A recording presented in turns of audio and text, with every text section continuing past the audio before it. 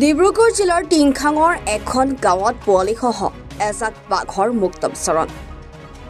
বাঘৰ ভয়ত গাঁওবাসীয়ে আঘোণৰ পথাৰত ধান দাবলৈ বাগিচাত পাত ছিঙিবলৈ নোযোৱা হৈছে। বিভিন্নজনৰ চকুৰ আগেৰে বাঘ পাৰ হৈ যোৱাত সন্ধিয়াতে ঘৰৰ ভিতৰৰ দুৱাৰ বন্ধ কৰি সোমাই থাকিব লগা পৰিস্থিতি।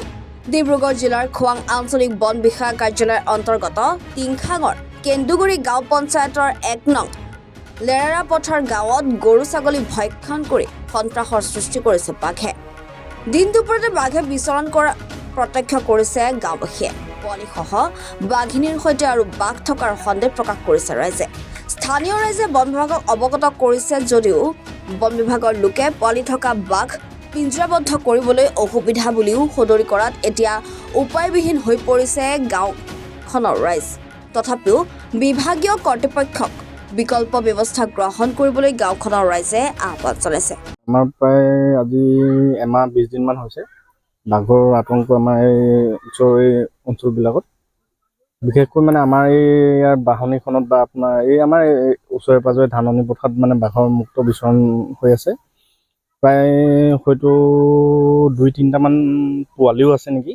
আজিৰ পৰা প্ৰায় ছাগলী গৰু এনেধৰণে আমাৰ গোহালিৰ পৰা ধৰি মেলি বাঘে লৈ গৈছে। তাৰপৰা যোৱা নিশা আমি নিজ চকুৰে দেখিছোঁ আমাৰ ঘৰৰ বাৰীখনৰ জেৰুৱা জাপ মাৰি পিনি মানে অন্য বাৰী এখনলৈ গৈছে। তাকে আতংক এটাৰ সৃষ্টি হৈছে, মানুহে ৰাতি ওলাই মেলি যাবলৈ ভয় লাগে। ইয়াততো দেখোঁতে এজনীয়ে হ'ব, পোৱালি আছে খালি 2-3টামান পোৱালি হ'ব। হয়, পথাৰৰ মাজত তেওঁলোকৰ মানে বাসস্থান হিচাপে আৰু মানে আপোনাৰ ধান পথাৰ এনেকৈ মানে ঘোল এটা বনাই পিনি তাতে আছিলে। এতিয়া মানুহে ধান কাটিবলৈও আহিবলৈ ভয় খাইছে, পাত ছিঙিবলৈও মানুহে ভয় খাইছে, যিহেতু মানে ক'ব নোৱাৰি কেতিয়া ক'ৰ পৰা গৰু ছাগলী খাইছে। হয়, গোহালিৰ পৰা ধৰি পিনি গৰু ছাগলী খাইছে। হয়, আতংক এটাৰ সৃষ্টি হৈছে, ৰাতি ওলাবলৈ ভয় লাগে। কৰ্তৃপক্ষক এটাই ক'ম যে আমাক বাঘটো বা বাঘজনী ধৰিবৰ কাৰণে এটা পিঞ্জৰা ব্যৱস্থা কৰি দিব লাগে। যিহেতু আজি ছাগলী খাইছে, হয়তো মানুহৰ ওপৰতো তেওঁলোকৰ আক্ৰমণ হ'ব পাৰে। গতিকে যদি এটা পিঞ্জৰা এটাৰ যদি ব্যৱস্থা কৰি দিয়ে, হয়তো তেওঁক ধৰিব, বাঘটোক বা বাঘজনীক ধৰিব পৰা যাব। আমাৰ ইয়াতে আজি প্ৰায় এমাহমানেই হ'ল বাঘৰ মানে সন্ত্ৰাস চলি আছে। আমাৰ 1 নং লেলা পথাৰ গাঁৱত মই ঘাঁহ কাটিবলৈ যাওঁতে নিজেও পথাৰত মাজত দেখিছোঁ বাঘটো। তাৰপাছত আজি কেইদিনমানৰ আগত আমাৰ এই আলিটো পাৰ হৈছে, আজি 2 দিনৰ আগত তাৰ পৰা একেবাৰে আমাৰ কাষতে গৰু পোৱালি নিছে আৰু ছাগলীও মানে গঁৰালৰ পৰা ছাগলী ধৰি নিছে। গাঁওখনৰ ৰাইজে এই সংখ্যাটো একেবাৰে শংকিত হৈ আছে। মই চাৰ্কুল অফিচাৰ বাইদেউৰ যোগেদি ফৰেষ্টক খবৰ দিয়া হ'ল। কালি ফৰেষ্টৰ মানুহ আহিছিলে, আহি তেখেতলোকক এটা কথাই ক'লে, যদি পোৱালি আছে আমাৰ মানে পিঞ্জৰা পতাত অসুবিধা হ'ব।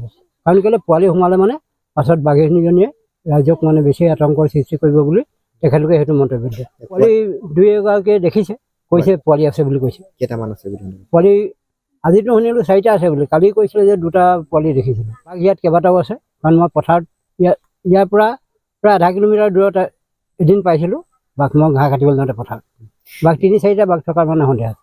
ৰাইজক নিৰাপত্তা দিব লাগিব, নহ'লে ৰাইজে গধূলি ওলাবলৈ ভয় কৰিছে। আমাৰ ইয়াত মানে এতিয়া এনেকুৱা হৈছে, গধূলি 6টা-6:30 বজাৰ ভিতৰত মানুহ মানে ভিতৰত সোমাইছে আৰু ওলাই সোমাই যাবলৈ অসুবিধা পায়। বাঘৰ মুক্ত বিচৰণ চলি আছে। এনেই পথাৰৰ মাজতো বহুতে কৈছে, ইফালে কয় যে আমাৰ ইফালে ওলাইছিলে, কোনোবা এফালৰ পৰা ক'ব যে আজি আমাৰ ইয়াত দেখিছোঁ আমি বাঘ। মৰাণৰ পৰা ৰাজু মিশ্ৰৰ ৰিপৰ্ট, এনি ভাৰত 24।